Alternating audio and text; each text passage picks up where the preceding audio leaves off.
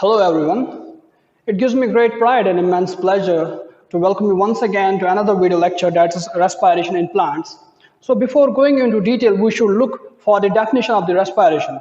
Respiration is a catabolic process. As I mentioned here, catabolic process.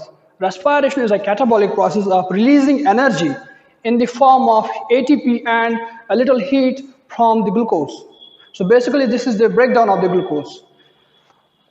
Respiration is a catabolic process. We should know what's a catabolic process. Basically, there are two kinds of processes happening in our body. Either it is catabolic process or it is an anabolic process. Anabolic process means the making of or synthesizing or biosynthesizing means we are making something. For example, in photosynthesis, the plants are making or synthesizing the glucose. Okay, so photosynthesis can be considered as an anabolic process. ANABOLIC, anabolic. Anabolic process means synthesizing or making up. So in photosynthesis, the green plants are synthesizing the sugar or glucose. So photosynthesis can be regarded as the anabolic process. Now, respiration is a catabolic process. Means here, the glucose is broken down.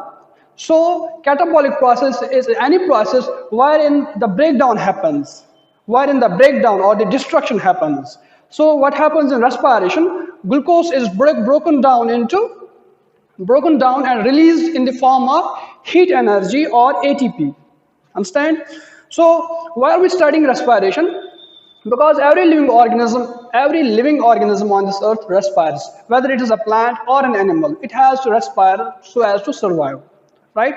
And any plant since we are discussing respiration in plants, so the stress of this lecture, the theme of this lecture is going to be the plants, not the animals. We're not discussing animals here, right? So every plant cell, whether it is in the root, any root cell deep hidden in the soil, or or any cell present in the leaf or shoot or stem or fruit or seeds or anywhere, it has to respire. Every plant cell respires. Every plant cell respires. Now respiration, respiration we can say is the reversal of the glucose. Reversal of the photosynthesis. What happens in photosynthesis? The glucose is being synthesized. But what happens in respiration? The glucose is being broken down. If I will draw the chemical equation for the respiration, it should be C6H12O6 is being broken down by the respiration through the medium of enzymes into 6 molecules of carbon dioxide plus 6 molecules of water plus energy in the form of ATP and heat. We have studied in photosynthesis that carbon dioxide and water molecules in the presence of sunlight and chlorophyll get converted into glucose. That is the photosynthesis. And what happens in the respiration? The reversal happens. This glucose is broken down into individual components of the raw materials of photosynthesis. You see, these are the raw materials of photosynthesis. So in respiration, glucose is being broken down into raw material of photosynthesis.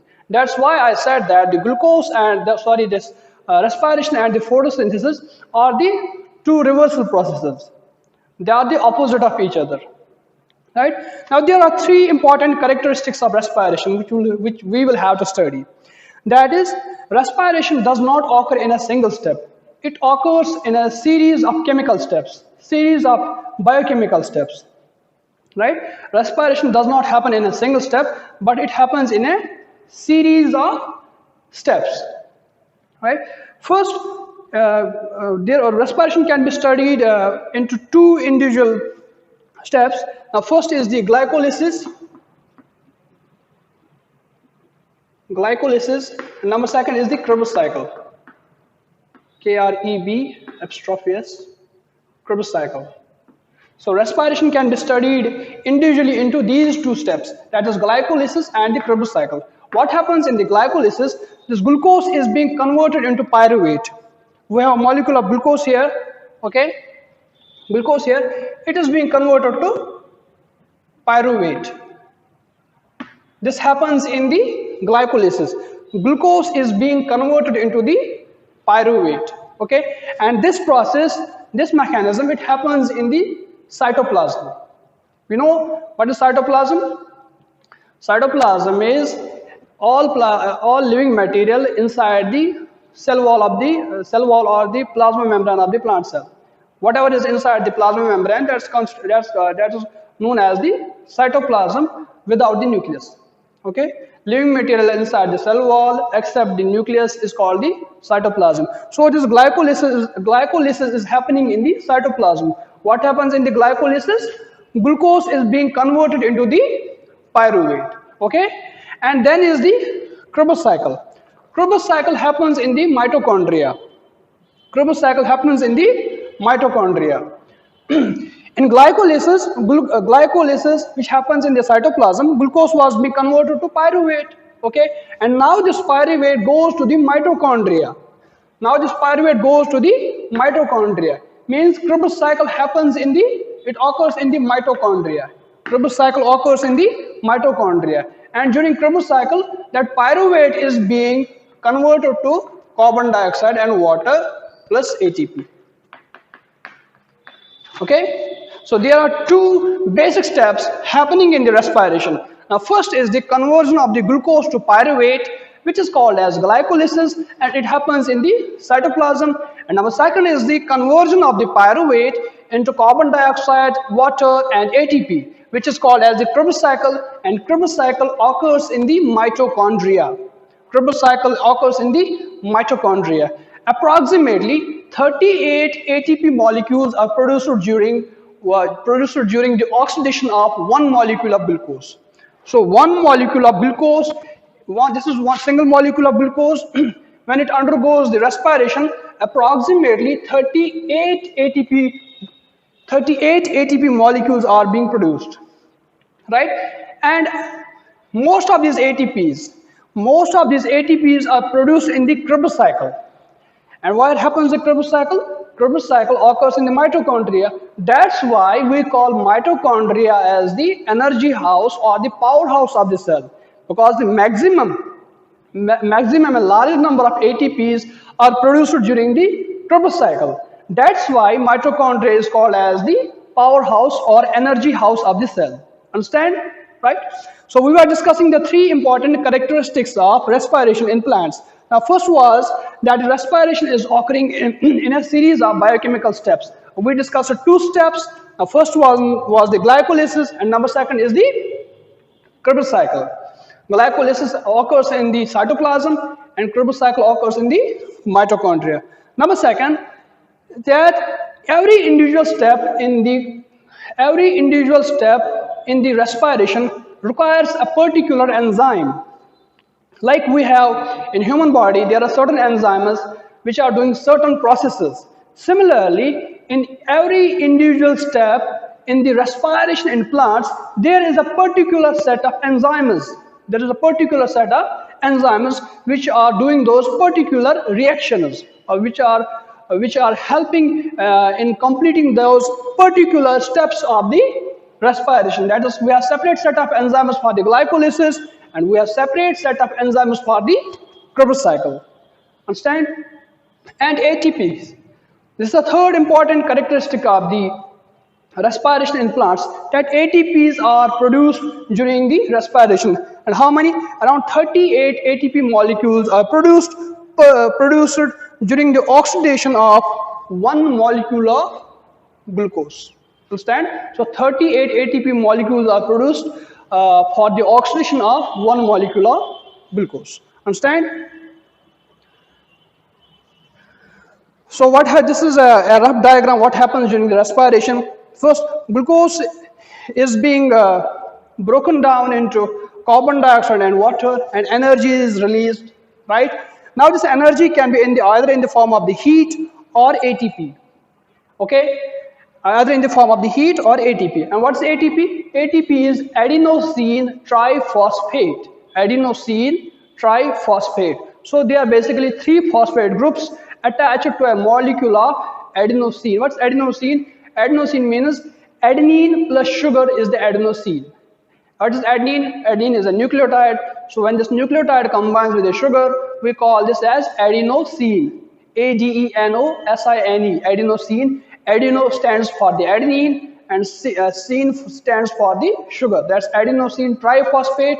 Triphosphate because three phosphate groups are attached with the molecule of the adenosine. That's why the name is ATP, adenosine triphosphate. Right? So I was telling you that during the breakdown of the glucose, carbon dioxide and water are produced and a large amount of energy is produced. Okay, and this energy it can be either produced in the form of heat or ATP. Okay, actually very less heat is produced during the respiration, but the maximum energy is produced in the form of ATP. Now this ATP, adenosine triphosphate, is known as the energy currency of the cell. Okay, means this acts as an energy source. So whatever processes are happening in our body, this ATP is being utilized and broken down into ADP and PI. PI is the pyrophosphate. ATP gets broken down into ADP and PI. ADP is adenosine diphosphate and PI is the pyrophosphate. Pyrophosphate. Pyrophosphate. And again, when further ATPs will be broken down, they will be releasing the PI, and this PI will be picked up by the ADP and reconverted into the ATP. You getting me? First, this ATP was hydrolyzed to give energy in the form of ADP and PI. Okay, and again this PI is picked up by the ADP and reconverted into the ATP.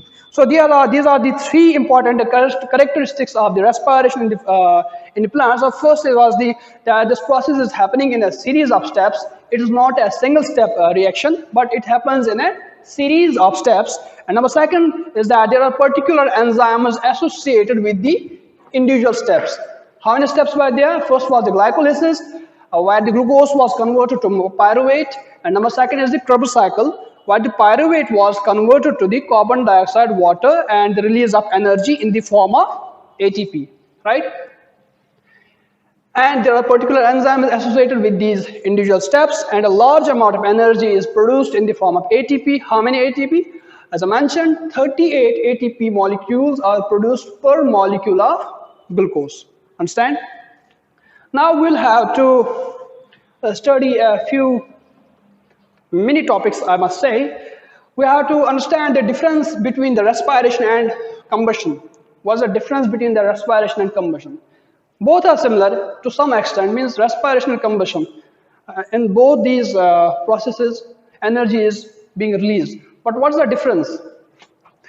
And respiration is a cellular process. Respiration is a cellular process, means respiration happens inside the cells, whether it's a plant cell or animal cell. Respiration occurs in the cells. But why does the combustion or burning is a physical process? You simply lit something, reach its ignition temperature, and the thing burns. That's the combustion. Okay. And number second difference is that the respiration occurs at a body temperature. What's our body temperature? It's around 37 degrees centigrade at the room temperature, and combustion occurs at a higher temperature. Combustion occurs at a higher temperature. It depends upon the ignition temperature of the substance that you are burning. Some substances burn at a low flame. Some substances require 100-degree temperature, right, to burn. But respiration occurs at the body temperature. And another difference between the respiration and combustion is that respiration occurs in a series of steps. Glycolysis, Krebs cycle, right? So respiration occurs in a series of steps, but combustion occurs in a single step. You simply lit, for example, a piece of paper. You simply lit it and it burns. So it's a single step. And another difference is that we require enzymes for the respiration. We require enzymes for the respiration, but we do not require enzymes for the combustion. Have you seen anybody using any enzyme for burning a piece of paper or wood? No. So we do not require enzymes for combustion, but we require enzymes for the respiration. And another thing is that respiration is a biochemical process. Biochemical process means there is a biomechanism there, right, in the respiration, because it's happening inside a living cell. But combustion is purely a physico-chemical process. Combustion is purely a physico-chemical process. And energy is released in the form of ATP and heat in the respiration, but energy is released in the combustion only in the form of heat and light. Heat and light. And in respiration, no light energy is produced, while as light energy is produced in the combustion. Okay, so this is the difference between the respiration and combustion. Now we shall come to the difference between the aerobic and anaerobic respiration. There are two, respiration is can be categorized into two kinds, aerobic respiration and anaerobic respiration. The respiration that requires oxygen is called as the aerobic respiration, or the respiration that is happening in the presence of the oxygen is called as aerobic respiration, and the respiration which occurs in the absence of oxygen or does not require oxygen is called as the anaerobic respiration. Another name for these are aerobic respiration is also known as oxybiotic respiration. Oxybiotic respiration. And anaerobic respiration is also known as anoxybiotic respiration. Okay. Now what happens during the aerobic respiration? We have oxygen here. So one molecule of glucose is being broken down into carbon dioxide, water, and energy in the form of 38 ATP. So there is a complete breakdown of glucose in the aerobic respiration. There is a complete breakdown of the glucose in anaerobic respiration. But there is a partial breakdown of glucose in the anaerobic respiration. That's why the end products are not carbon dioxide and water, but the end products are ethyl alcohol, C2H5OH. And very less energy is produced, that is only 2 ATP molecules are produced per molecule of the glucose. Getting me? During aerobic respiration, first one difference is that the aerobic respiration requires oxygen and anaerobic respiration does not require oxygen. And aerobic respiration, in aerobic respiration, there is a complete breakdown of the glucose to carbon dioxide and water. Okay, but in the anaerobic respiration, there is a partial breakdown. Partial, as I stressed on the word partial, means incomplete breakdown of glucose to ethyl alcohol. Okay, and the end products of the aerobic respiration are carbon dioxide and water, but the end products of the anaerobic respiration are ethyl alcohol, C2H5OH. Okay, and in aerobic respiration, 38 ATPs are produced per molecule of the glucose, while as in anaerobic respiration, only 2 ATPs are produced per molecule of the glucose. Okay. Usually, respiration is a very common process.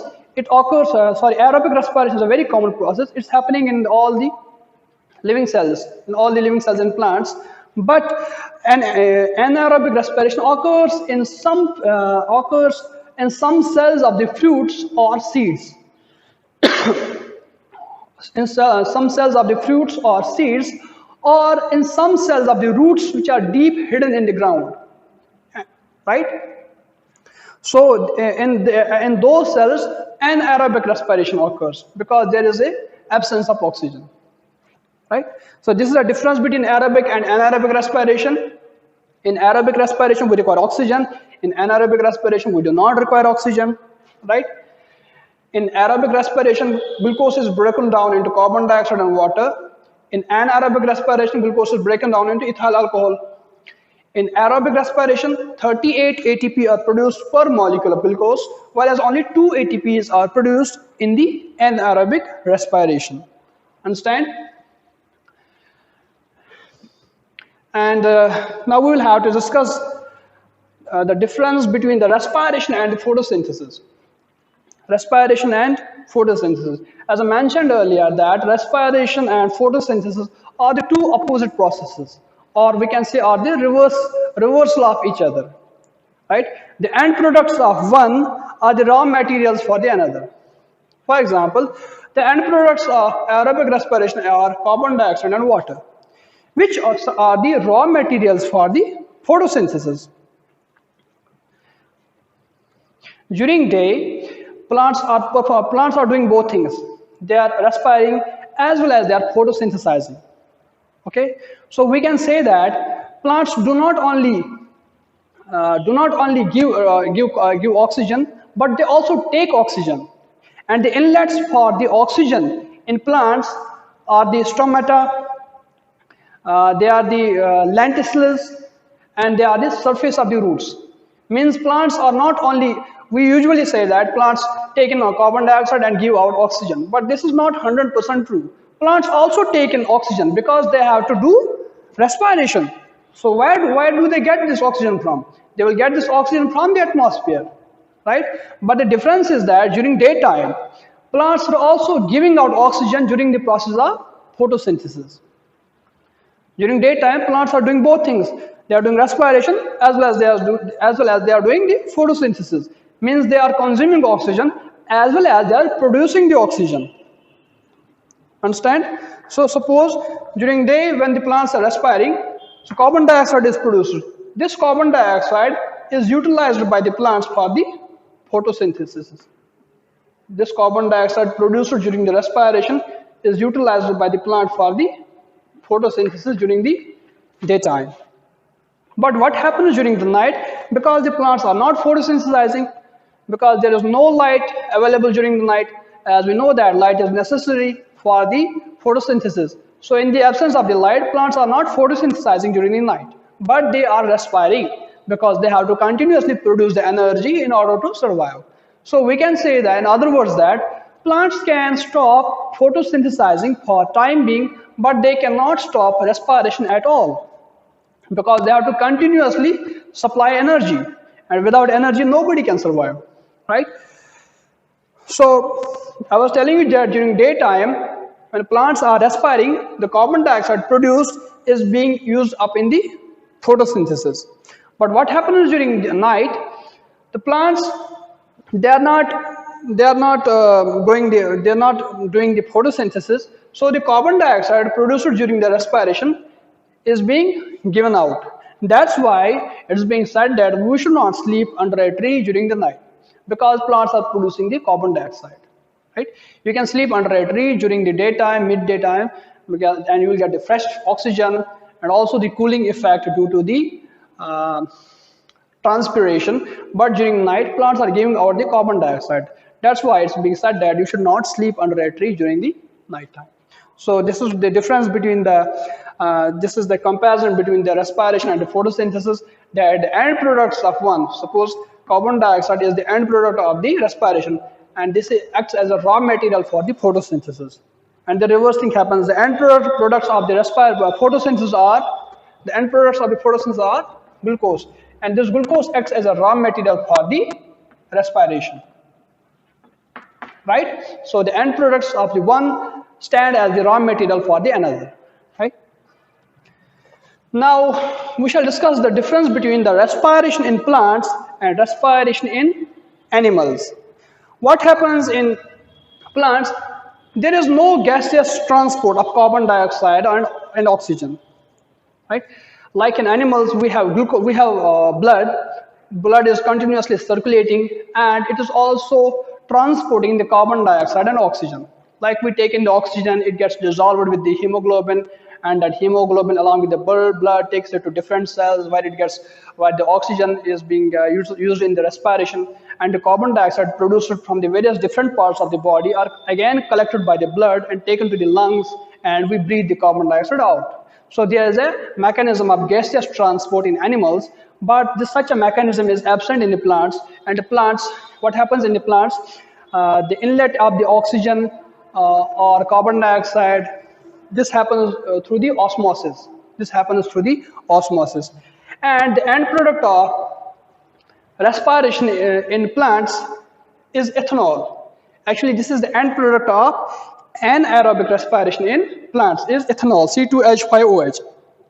But the end product of anaerobic respiration in animals is the lactic acid. And there's also one more difference, that very little heat is produced during the respiration of plants, but comparatively a large amount of heat is produced during the respiration of animals. So this is all about this video lecture. Thank you for watching me.